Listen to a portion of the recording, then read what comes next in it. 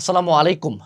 অনেক দিন অপেক্ষার পরে চলে এসেছে পবিত্র মাহে রমজান, যে মাসটার জন্য আমরা প্রত্যেকটা মুসলিম অপেক্ষা করি। তো সবাইকে পবিত্র মাহে রমজানের শুভেচ্ছা। এবং এই রমজান মাসের নিঃসন্দেহে আমাদেরকে যেমন সংযম করতে হবে, ইবাদত করতে হবে, সেই সাথে শিক্ষার্থী হিসাবে আমাদেরকে আমাদের পড়াশোনাও চালিয়ে যেতে হবে। সো আজকের এই ভিডিওতে আমি রমজান মাসের একটা ইফেক্টিভ স্টাডি রুটিন দেওয়ার চেষ্টা করব এবং সেই সাথে এই পুরো ভিডিওটা শুরু করব একটা গল্প দিয়ে। যখনই রমজান মাসের কথা আসে, আমাদের বাঙালিদের টেন্ডেন্সি থাকে কি, মিম শুরু হয়ে যায়, ভাই রোজায় ধরছে, ভাই সারাদিন ঘুমাই, ভাই না খায় কেমনে পরিশ্রম করব, দুর্বল হয়ে যায়। অর্থাৎ রমজান মাস রোজা রাখা মানেই আমি রোজাদার, আমি দুর্বল। কিন্তু একজন রোজাদারের শক্তির উৎস মহান আল্লাহ তাআলা। আমি এই মহানবী হযরত মুহাম্মদ সাল্লাল্লাহু আলাইহি ওয়াসাল্লামের জীবনের দুইটা গল্প দিয়ে শুরু করতে চাই। প্রথম গল্পটা হলো ইয়াউমুল ফুরকান বা সত্য মিথ্যার পার্থক্যের যুদ্ধ। বদরের যুদ্ধের নাম তো শুনছো, তাই না? এটা ইসলামের প্রথম বড় বিজয় ছিল এবং সেখানে মহানবী হযরত মুহাম্মদ সাল্লাল্লাহু আলাইহি ওয়াসাল্লাম মাত্র ৩১৩ জন সাহাবী নিয়ে ১,০০০ সৈন্যের রণসজ্জিত মক্কার বিশাল কুরাইশ বাহিনীকে পরাজিত করছিলেন। এবং ওখানকার একটা লাইন আছে যেটা পড়তে গেলে আমার গায়ের লোম এখনো দাঁড়া হয়ে যায়। ওই সময় উনি বুঝতেছিলেন যে এত কম মানুষ, এবং এটা হলো ১৭ রমজানের ঘটনা, তারা রোজা আছে কিন্তু, এবং তখনকার কিন্তু এরকম ভাজা পোড়া ভরপুর করে কেউ খাইতো না। আমাদের মহানবীর মেজরিটির সময় সেহরি এবং ইফতার ছিল খেজুর আর পানি। ক্যান ইউ ইমাজিন, তোমাকে এক খেজুর আর পানি দিয়ে খাওয়াইতো, দেখি তোমার কত এনার্জি থাকে। বাট ওই সময় উনি আল্লাহর দরবারে ফরিয়াদ জানাচ্ছে, হে আল্লাহ, যদি ছোট দলটি আজ ধ্বংস হয়ে যায় তাহলে পৃথিবীতে আর তোমার ইবাদত করা হবে না। কেন, imagine the emotion behind this line. এবং সেই ৩১৩ জন সাহাবী ১,০০০ জনের সুসজ্জিত, মানে ওর কাছে ঘোড়া ছিল, হাতি ছিল, অস্ত্র ছিল, উট ছিল, but they still lost. So তারা কি রমজানে নিজেদেরকে দুর্বল ভাবছিল? না, তারা মহান আল্লাহ তাআলার উপর বিশ্বাস করছে যে না, আমি রোজা আছি, আমার প্রোটেকশন, আমার শক্তি, আমার এনার্জির উৎস মহান আল্লাহ তাআলা নিজে। এবং আমাদের মক্কা বিজয় কবে হয়েছিল? এটাও রমজান মাসে। সো মুসলমানদের সবচেয়ে বড় বড় বিজয় হয়েছিল রমজান মাসে। তা আমি একজন মুসলমান হয়ে কেন আমার রোজায় ধরে, কেন আমি দুর্বল হয়ে যাই, কেন আমি সোশ্যাল মিডিয়া যেটা তৈরি হয়েছে আমাকে কন্ট্রোল করার জন্য, সেটার প্রপাগান্ডায় বিশ্বাস করি যে রমজান মাস মানে ভাই আমার এনার্জি নাই, ভাই ভাই মরে যাচ্ছে, ভাই ভাই রোজায় ধরছে। ভাই যদি অন্য মাসে আমি 2 ঘন্টা পড়তে পারি, রমজান মাসে আমি 4 ঘন্টা পড়তে পারবো। যদি অন্য মাসে আমার ফোকাস থাকে 1x, রমজান মাসে that would be 10x। This should be your mentality as a Muslim. এটা হলো প্রথম পয়েন্ট। এই প্রথম পয়েন্টটা মাথায় ঢুকাও। দ্বিতীয়বার চলে আসি আমাদের রুটিনটাতে। আমাদের রমজান মাসের রুটিন নিয়ে আমরা কথা বলবো। রুটিন নিয়ে যখনই কথা বলি মনে রাখতে হবে, নাথিং হিয়ার ইজ কংক্রিট। আমার এই রুটিন তুমি জীবনে ফলো নাও করতে পারো, কোনো সমস্যা নাই। এটা একটা hypothetical routine, just to give you an idea যে কোন কোন সময়গুলোকে তুমি ব্যবহার করতে পারো। তোমাকে এটার মতো করে চেঞ্জ করে ফেলতে হবে। এরপরে এখানে বিভিন্ন রকম ব্রেকের কথা আমরা লিখে নেই। নামাজের কথা কি রুটিনে লেখে রে? এটা কি নামাজের সাথে অপমান করা না? খাওয়া, ঘুম, নামাজ, এগুলো রুটিনে লেখার উল্লেখের দরকার নেই। রমজান মাস মানে ইবাদত করতেই হবে তোমাকে। ওটা আমার রুটিনে একটা টাইম দিলাম যে নামাজ 10 মিনিট। কেন 10 মিনিটে? আমি 10 মিনিটের জায়গায় নামাজ পড়তে হবে, কোরআন শরীফ পড়বো 1 ঘন্টা, এটা তো সমস্যা নেই আমার। সো এটা রুটিনে আমরা উল্লেখ করি নাই, এটা নিয়ে কেউ রাগ করবা না, কারণ রুটিনে আমি কি পয়েন্টগুলো দিছি। ঠিক আছে, এবার আসো, প্রথমে আমরা কয়েকটা ম্যান্ডেটরি জিনিস নিয়ে ফেলি। আমরা রমজান মাসে চেষ্টা করব, যেহেতু আমাকে ইমান আমলের মধ্যে সবচেয়ে বেশি থাকতে হবে, আমি সর্বনিম্ন এফোর্টে যাতে সর্বোচ্চ আউটপুট পাই, সেই জিনিসটা আমাকে চেষ্টা করতে হবে। আমরা হয়তোবা মহানবী হযরত মুহাম্মদ সাল্লাল্লাহু আলাইহি ওয়াসাল্লাম এবং তার সাহাবীদের মতো এত স্ট্রং হইতে পারবো না। আমাদের মধ্যে দুর্বলতা কাজ করবে, এটা আমাদেরকে মানে নিতে হবে। এই জন্য আমাদের যতটুকু শক্তি আছে সেটা যাতে এমন জায়গায় আমি কাজে লাগাই, এমন সোর্সেই আমি কাজে লাগাই যাতে আমি সর্বোচ্চ আউটপুট পাই। দ্বিতীয় যেটা, সেটা হলো আগে আমার আমল পরে পড়াশোনা। এই সময় যে পড়াশোনা করে ফাটাই দিব এমন না। এই একটা মাসই আমরা পাই, এমনও আমরা সারা বছর পাপ কাজে লিপ্ত থাকি, এবং আমিও এভরি সিঙ্গেল ওয়ান, আমরা কেউই সুফি দরবেশ না, প্রচুর পাপ করি। সেই মাসটাতেও যে পাপ করবে না তোমরা এরকম এত ভালো কেউ না, বাট স্টিল যতটুকু কম করা যায়, যতটুকু আমল করা যায়, কারণ এইখানে যা এফোর্ট দিবা 80x 10x 100x হয়ে যাবে। সো বেসিক্যালি মানে তুমি বুঝতেছো যে আমি যদি তোমাকে বলতাম যে শুনো, এই জিনিসটা তুমি ধরো সোনা, এই সোনাটা তুমি এই মাসে কিনলে পরের মাসে তুমি দ্বিগুণ লাভ পাবা, বাট এর মধ্যে যদি একটা টাইমলাইন, এই 10 দিনের মধ্যে যদি সোনা কিনো, এটা তোমার 80 গুণ দাম বাড়বে, তুমি কিনতে না? So just like that, this is investment, এই কালের না, পরকালের ইনভেস্টমেন্ট, বুঝতে হবে। সো এই সময় আমল আগে, বাকি সব কিছু পরে। তৃতীয় যে পয়েন্টটা, আমরা পড়ি না কামব্যাক দিব, বিশাল বড় কামব্যাক দিব, কামব্যাক দিতে পারি না কেন? শয়তানের কারণে দিতে পারি না মেইনলি, ওই তো কন্টিনিউয়াস। তুমি ভাই খারাপ কাজ করলে, তুমি ভাই ম্যাস্টারবেশন করলে, তুমি পর্ন দেখলে, তুমি সারাদিন টাইম ওয়েস্ট করলে, তুমি কোনো পড়াশোনা না করলে, কার লাভ? শয়তানের লাভ। তুমি ধ্বংস হয়ে গেলে অ্যাজ এ মুসলিম, তুমি ধ্বংস হলে লাভ কার? শয়তানের লাভ। সো কামব্যাক দেওয়ার পিছনে সর্বপ্রথম বাধা হলো শয়তান। এই সময় শয়তান আবদ্ধ। সো তোমার লাইফে যদি কোনো খারাপ হ্যাবিট ছাড়ার সুযোগ থাকে, কোনো ভালো অভ্যাস গ্রহণ করার সুযোগ থাকে, সবচেয়ে বড় লাইফের কামব্যাকটা দেওয়ার সুযোগ থাকে, সেটা কোন মাস? সেটা হলো রমজান মাস। অর্থাৎ পরিবর্তন আনার সবচেয়ে বড় সুযোগ হলো আমার রমজান। এই মাসে তুমি প্রথম যে কাজটা করবে, রুটিন বাদ দাও, মেক আ লিস্ট,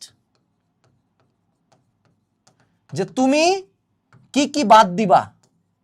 রমজান হলো ত্যাগের মাস, নট অ্যাচিভমেন্ট। ত্যাগ করবো আগে খারাপগুলো, ত্যাগ। আমি খাচ্ছি না কেন?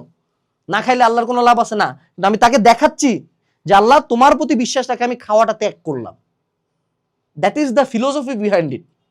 সো এইখানে কি কি বাদ দিব, আমি কি কি খারাপ কাজ করি, কি কি পরিবর্তন চাই নিজের লাইফে পজিটিভলি, সেগুলো লিখবো, লিখে টেবিলের সামনে লাগা রাখবো। এবং তুমি যদি রমজান মাসের রুটিন চাও, তাহলে রমদান, RAMADN, রামাদান লিখে কমেন্ট করবা। কমেন্টের আমরা একটা রমজান প্ল্যানারের লিঙ্ক দিয়ে দিব, মোটামুটি কাজে লাগবে। কমেন্ট করো এখনই। এখন আসি, এই 3টা পয়েন্ট তো ক্লিয়ার। এবার আমরা একটা হাইপোথেটিক্যাল রুটিনে যাব। মনে রাখতে হবে, আমি ধরে নিচ্ছি স্কুল কলেজ খোলা আছে।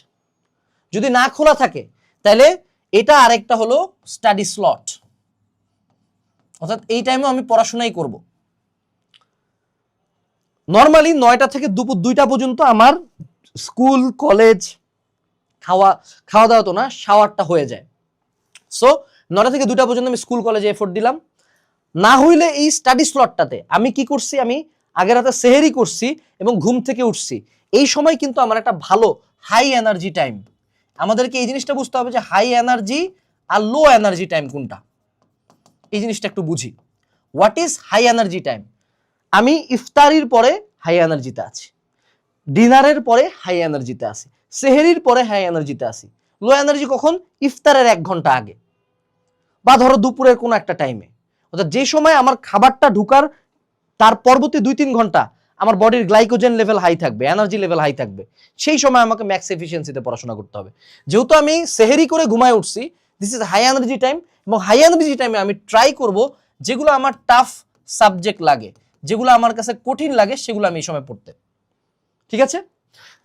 স্কুল কলেজ শেষ করে আসছি দুপুর 2টার পরে, 2টা থেকে 4টা পর্যন্ত সবচেয়ে বোরিং টাইম যায়। এ সময় সোশ্যাল মিডিয়া না ঢুকে তোমার যে সাবজেক্টটা পড়তে ভালো লাগে, অর্থাৎ যেটা করতে তোমার ইজি লাগে, সেই সাবজেক্টটা পড়বা। এবং ভাইয়া সাবজেক্টের নাম কেন লেখেন নাই? আমার বায়োলজি পড়তে ভালো লাগে, তোমার নাও লাগতে পারে। কারণ ম্যাথ করতে ভালো লাগে, আমার পছন্দ না ম্যাথ, তাইলে অর্থাৎ আমাকে আমার অনুযায়ী রুটিনটা বানায় ফেলতে হবে। এরপরে আসি, বিকাল 4টা থেকে 8টা পর্যন্ত। বিকাল 4টার পরে আমাদের রোজার ইফতারের প্রিপারেশন থাকে। ইফতারের একটা প্রচন্ড কষ্ট উঠে যায় যে কখন খাবো।